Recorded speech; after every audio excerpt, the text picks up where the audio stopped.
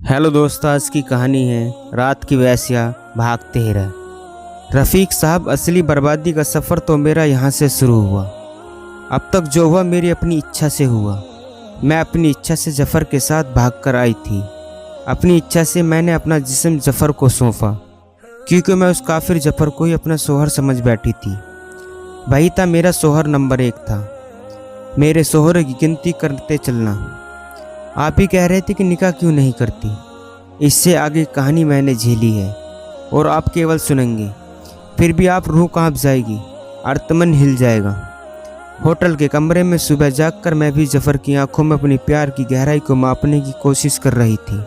जफ़र, मुझे ऐसा लग रहा था जैसे खुदा ने खुद फरिश्ते मेरे लिए ज़मीन पर भेज दिया हो। रात बेड पर हुए रोमांच से मुझे पैदल चलने में कुछ परेशानी हो रही थी। जरा सा पैर हिलने पर शरीर में चटकन शुरू हो जाती। जैसे तैसे बाथरूम तक चल पाई। जफ़र भी जग गया था। जफ़र, शबनम, हम सीधे अपनी कोठी पर नहीं चलेंगे। शबनम, तो कहाँ चलेंगे?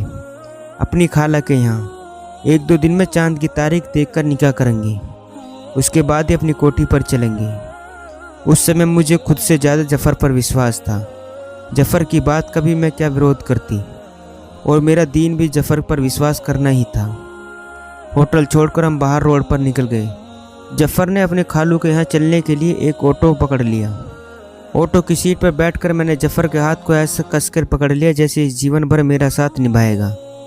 जफ़र ने भी थोड़ा झुककर मेरे कपोल पर एक चुम्बन की मोहर लगा दी। ऑटो अपनी रफ्तार से चल रहा था, मगर मैं जफ़र के ख्यालों में ही मस्त थी। मुझे विश्वास था कि जफ़र अपनी खाला के यहाँ से मेरे निकाह करके अपनी कोठी पर अवश्य ले जाएगा। मेरे ख्वाबों के साथ साथ ऑटो भी चलता जा रहा और हम जफ़र की खाला के मकान पर पहुँच गए। ऑटो पर जफ़र के साथ मुझे बैठा देखकर जफ़र के खालू जलालुद्दीन की बाँछी खिल गई। दिल बाग बाग हो गया। अंदर दरवाजे में चिल्लाकर बोला, अरे ओ रहमुद्दीन की अम्मी, देख जफ़र बहू ले आया है, जल्दी आ, बहू को अंदर ले जा। ऐसी खातिर तवज्जो देखकर मेरा विश्वास जफ़र और बढ़ गया। दुआ सलाम के बाद रहमुद्दीन की अम्मी या जलालुद्दीन की बेगम हनीफा मुझे अंदर ले गई। जफ़र अपने खालू जलालुद्दीन के पास बाहर ही रह गया। हनीफा बेगम मेरी सूरत देखकर बलिया ले रही थी, खुदा का शुक्र अदा कर रही थी। अंदर मेरी खातिरदारी हो रही थी तो बाहर जफ़र और जलालुद्दीन में सौदेबाजी। जलालुद्दीन ने 25,000 जफ़र को देते हुए कहा, ये 25 से 50 पहले पहुँच गए हैं, बाकी के 25 लौंडिया से संतुष्ट होने के बाद ही पहुँचा दूंगा। फरीदन से कहना तेरा व्यर्थ की चिंता न करे, मैं कोई बेईमान नहीं हूँ। जफ़र, जल्लू मियाँ, आप फ़ोन लगाकर फरीदन से बात कर लो। फरीदन ने पूरे 50,000 के लिए कहा था। जलालुद्दीन, अरे मैं कोई बेईमान थोड़ी ही हूँ, तुम्हारी रकम पहुँचा दूंगा। फरीदन से जैसी लड़की तय हुई थी वैसी है कि नहीं देख तो लो। जफ़र, मियाँ फरीदन से बात कर लो। फरीदन बहुत खोचड़ औरत है, मेरी नहीं मानेगी। जलालुद्दीन, बात करने की क्या बात है, आज रात को लौंडे को चेक कर ले, नहीं है कि नहीं, सीलबंद निकली तो कल पूरे पैसे पहुंचा दूंगा। जफ़र, आपको कुछ शक है कि लौंडे नई नहीं हैं?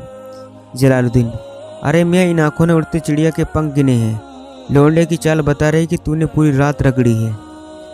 बोल, मैं झूठ बोल रहा हूँ। जलालुद्दीन से बात न बनी तो जफ़र ने फरीदन को फ़ोन लगा दिया। बाजी, जल्लू तो 25,000 ही दे रहा है। फरीदन, जल्लू को फ़ोन दे। जफ़र ने जलालुद्दीन को फ़ोन दे दिया।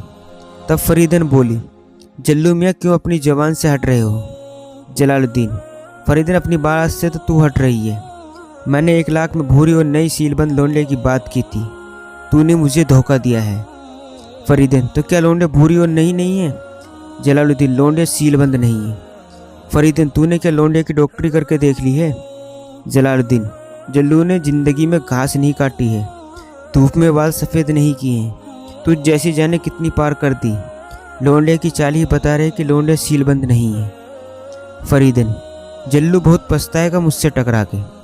पैसे तो मैं तेरे बाप के हलक से भी निकाल लूँगी, कहीं ऐसा न हो कि तू लौंडे और रकम दोनों से ही हाथ धोना पड़े। जलालुद्दीन, जा बहुत देखी है तुझ जैसी, जाने कितने इन टांगों के नीचे से निकाल दी। क्या करेगी, जो कर सके कर लेना, मैं नहीं दे रहा हूँ बाकी के 25,000। फरीदन, बहुत पछताएगा जल्लू, एक बार सोच ले, फरीदन से टकराना पहाड़ से टकराने के बराबर है। फरीदन ने लाख कोशिश करी मगर जल्लू मियाँ टस से मस नहीं हुए। बोले, लड़की चेक करने के बाद ही 25,000 दूंगा। अगर लड़की सही निकली तो तेरे पैसे बिना कहीं पहुंच जाएंगे। अगर सीलबंद नहीं हुई तो 25,000 मैं नहीं दूंगा। तू जो कर सके कर लेना। इतना कहकर जल्लू मियाँ ने फ़ोन काट दिया और जफ़र 25,000 लेकर ही फरीदन के पास चला गया। क्या होगा आगे जानने के लिए कहानी का अगला भाग ज़रूर देखें। दोस्तों, ये था रात की वेश्या भाग 13। दोस्तों, कहानी अच्छी लगी हो तो चैनल को सब्सक्राइब करना ना